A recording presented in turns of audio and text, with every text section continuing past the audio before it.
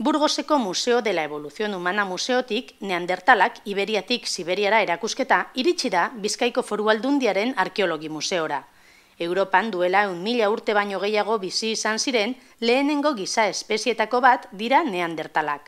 Erakusketa Bilbon egongo da ekainaren 22tik urriaren 14 bitartean. Bertan, Alemanian, Neander haraneko koba batean aurkitu zen lehen Neandertal eskeletoaren erreplika bat, eta Bizkaiko Arlanpe edo Aslor kobetan berreskuratutako hondarrak ikusi aldira.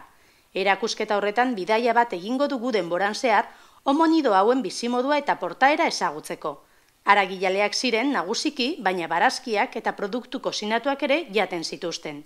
Haien hildakoak berariaz lurperatzen zituzten, eta idunekoen aleak, hortzak eta itsasoskolak erabiltzen zituzten apaingarri gisa.